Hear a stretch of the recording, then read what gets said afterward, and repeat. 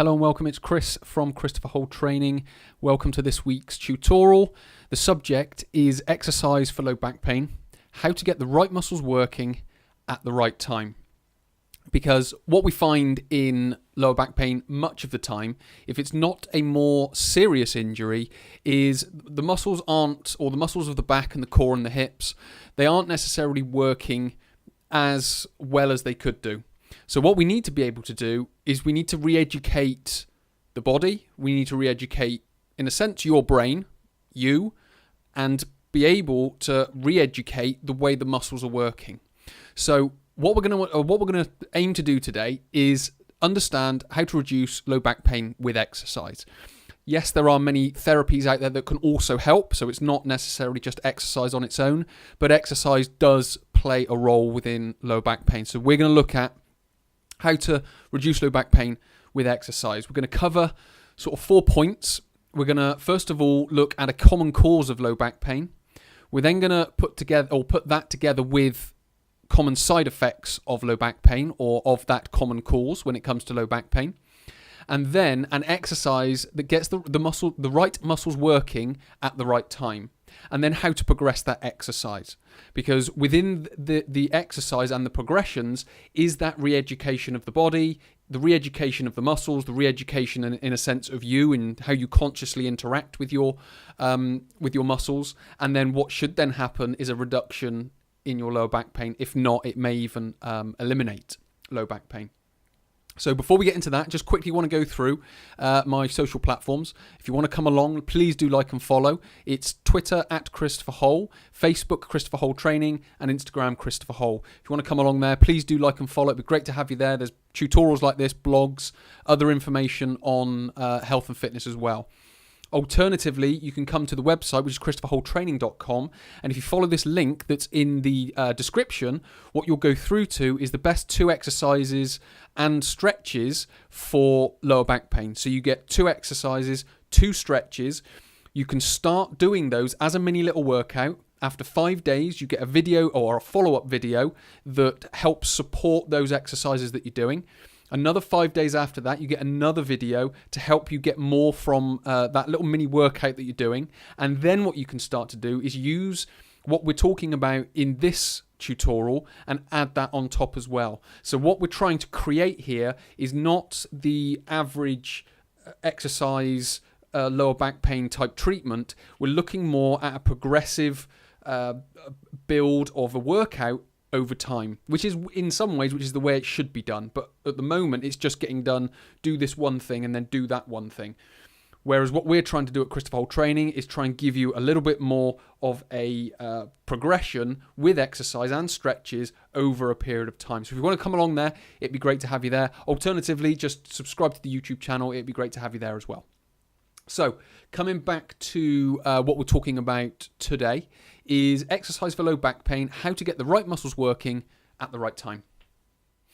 In slide number 1, we are going to be looking at the first 2 bullet points, and it's a common cause for lower back pain and a common side effect for lower back pain. So the 4 common causes for low back pain is repeated bending, repeated twisting, prolonged poor posture, and excessive compression. Now, compression is obviously a squashing of the spine, if you will. Prolonged poor posture is could be seated or even a standing posture. You've then got repeated twisting, again, from exercise or just everyday life, and repeated bending. Again, it could be during exercise, or it could be everyday life, or it could be both. So what we've got here are sort of 4 very basic, sort of common causes that can cause people low back pain from exercise or everyday life. Now, what we then tend to get as a side effect from this lower back pain, so if we're doing a lot of these and experiencing a lot of back pain, what we tend to find is the muscles close to the spine become overactive. So they become sensitive. So if you were to touch those muscles, or, for example, if you were to get a massage on those muscles, they might be quite tender and sensitive. And the muscles that we're talking about that are close to the spine is, number 1 is the psoas muscle, which is this sort of big, thick muscle that goes up through the pelvis from the top of the leg and then attaches onto each of the lumbar vertebrae. So you got L4, L5, L4, L3, L2, and L1. It does attach further up, but essentially what we've got is this muscle becomes active and sensitive. The other ones is on the back. So this is a view from the back, and this is the erector spinae group. So we've got these muscles that go up either side of the spine. Now again, it could be anywhere along there, but we tend to find it's this lower portion here. And then finally, what we've got are the smaller muscles of the hip. So you've got the glute medius here. So it's not necessarily the big glute max on the back, but you've got the glute medius there, which sits on the side of the hip. And then underneath the glute medius, you've got the glute minimus, which is this one here. Now again, all of these, certainly these two glute muscles, they join onto the top of the femur, which is the leg muscle, the leg bone. And then, so the glute medius and glute minimus attach out here on each side. And then the psoas attaches in here on each side. So all these muscles, you'll tend to find they become sensitive. They're tender to touch. So if you were to go and get a massage, then you might find, or you might experience, very sensitive, overactive muscles. The next thing that tends to happen is the hips can become tight. So they could become, again, sort of through these muscles here, these glute muscles of the hip, this psoas muscle, they can become tight. So what you tend to find is the muscles don't rotate, the leg or the hip doesn't rotate very well. So what we need to be able to do is overcome that tightness. And then what we get is or hip muscles don't function correctly. So you might have flexible hips, but the muscles just aren't functioning correctly. The muscles aren't turning themselves on at the right time. So these first two bullet points, if we are doing these four things, we tend to get these three things. Now, this isn't universal. This isn't necessarily a complete truism, but in my experience working with people on an exercise basis and on a sports massage basis, working with people with lower back pain, these are some common things that I tend to find in most people, hence why I'm telling you. You may be different because you may have other specific tendencies going on that could be based on injury history, or it could be based on daily posture. So there's all those different things that could be happening as well. But what I tend to find, and common things that I tend to find within people that I work with, are these four, in a sense, causes of lower back pain, and these three, in a sense, side effects of those four causes. So what we need to be able to do is we need to find a way to get, essentially, the hip muscles functioning correctly so they can start, and these muscles functioning correctly so they can start releasing and relieving the pressure on the lower back, because there may be problems with the disc, there may be problems with the vertebrae, so that's beyond the scope of this video. But what we are talking about is the side effect that could come, that is the muscles not functioning in this area. So what we need to be able to do is we need to get them functioning. So what we're going to do in the next two slides is talk about one exercise, but there's four progressions for it. And I'm going to talk you through how to get the muscles of the core working so all these muscles can calm down, become less sensitive, become less tender, and to the which ones that are tight become less tight as well. The exercise that I'm talking about when it comes to getting the muscles of the hip and the muscles of the core to start functioning more effectively is the Pallof press. You may have heard or you may have seen this exercise before, but essentially all you're doing is you're holding a weight close to your body or close to your upper abdomen. So it could be on a cable machine like you can see here. So you hold it close to you and then you press it away from your body. And as you press it away from yourself, you extend the lever, and that gets the muscles of the core and the hip activated. So all these muscles in this area become activated. You also get a little bit of lats and deltoid as well. So there's a lot of muscles that are working with regards to this exercise. Once you've pressed away, you bring it back, and then you press again. So you might press out, hold for a second, come back, hold for a second, press out again. And you keep repeating that for a set amount of reps. So you hold a weight or a cable close to your abdomen. You press away from you and then return. So those are, in a sense, the two teaching points. Now, what we talked about in the first slide is we talked about the muscles of the hip and the muscles of the core not functioning correctly. So what we need to be able to do is we need to get those functioning correctly first.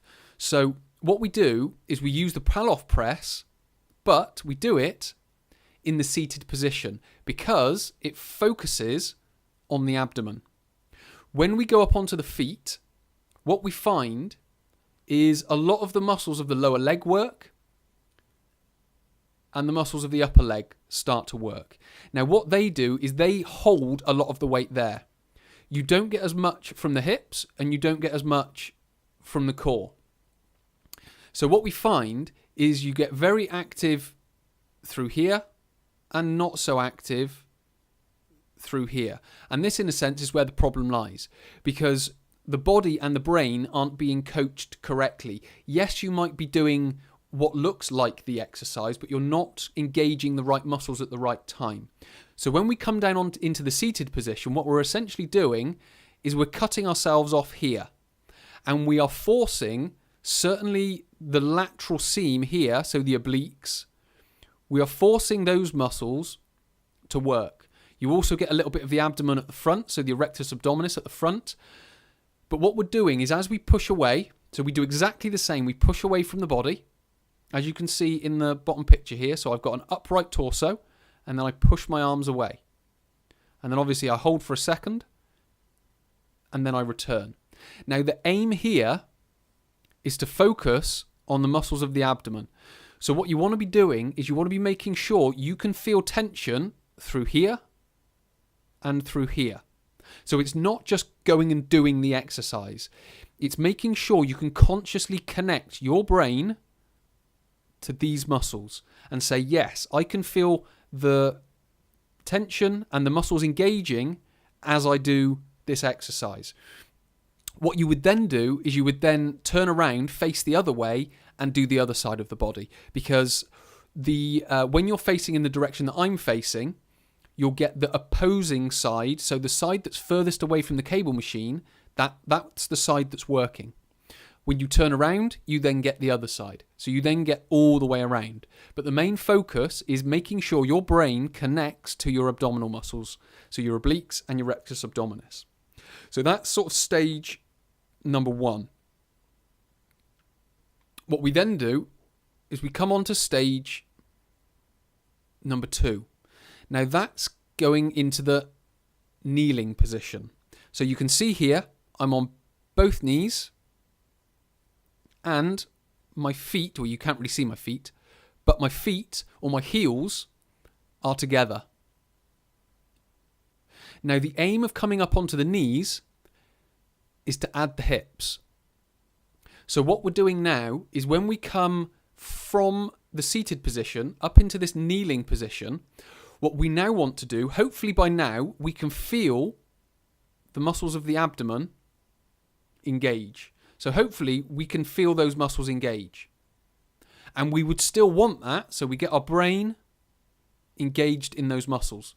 The next thing we do when we come up into the kneeling position is we then focus on the muscles at the back. So the glutes in this position here. So what we do is we push our hips forward, and we do that without overarching the back.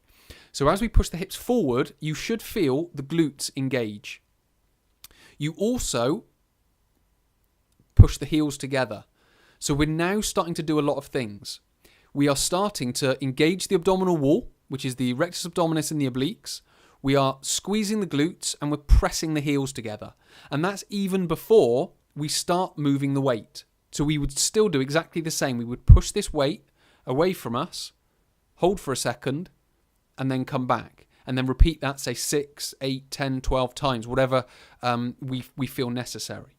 So we would do all of those things. And another reason we start in the seated position is what normally happens when I work with someone with lower back pain, and this is my process of getting the hips and the core working more effectively to relieve the pressure on the lower back, is I want them to do all of these things.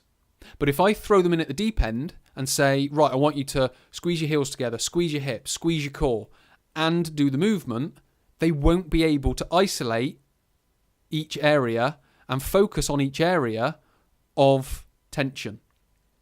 But as we build one piece at a time, from seated to kneeling, and then half kneeling to standing, what we're able to do is get all of those muscles integrating together, because you can consciously feel all of those muscles coming together.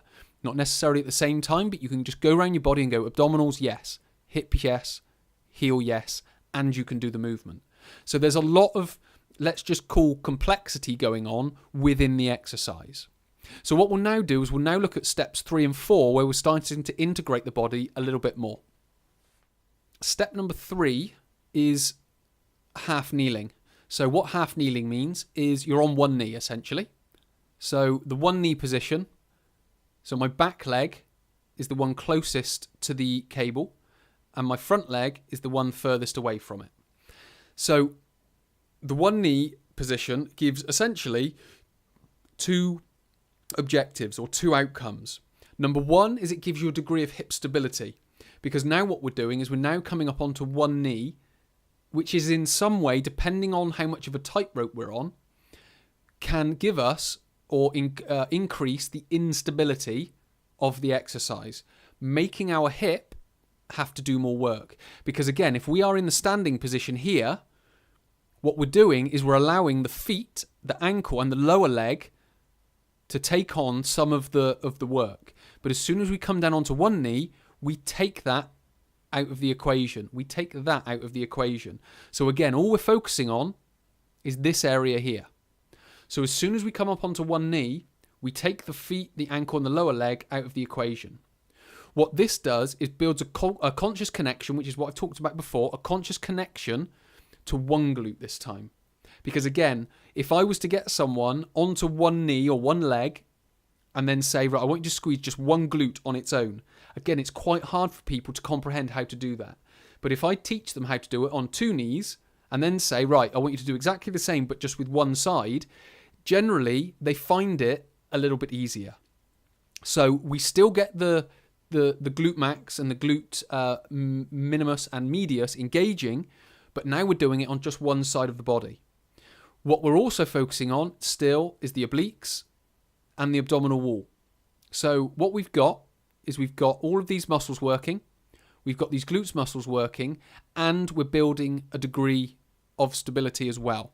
We do exactly the same. We hold in close, we push out, we hold for a second, and we come back.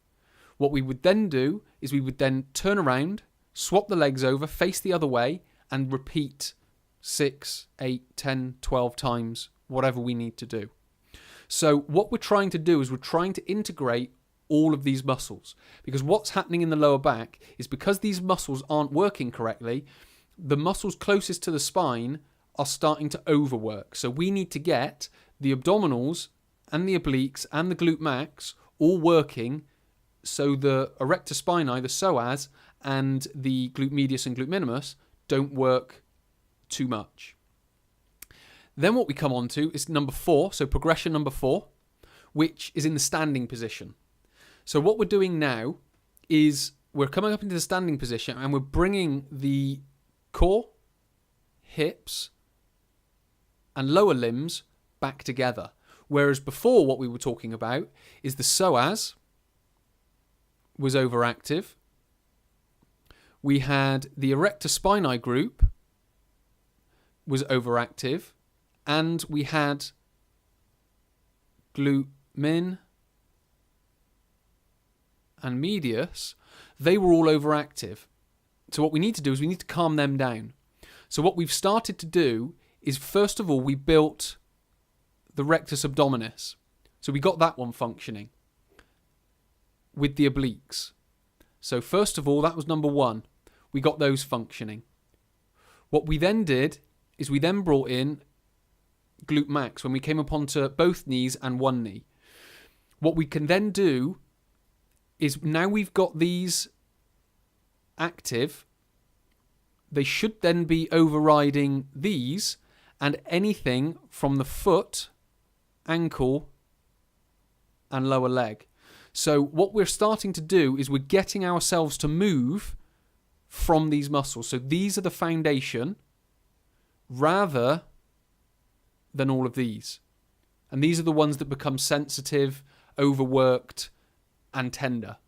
So using that 3 or 4 step progression of that exercise is going to help you calm all of these muscles down and start getting these muscles more active, which is what we want.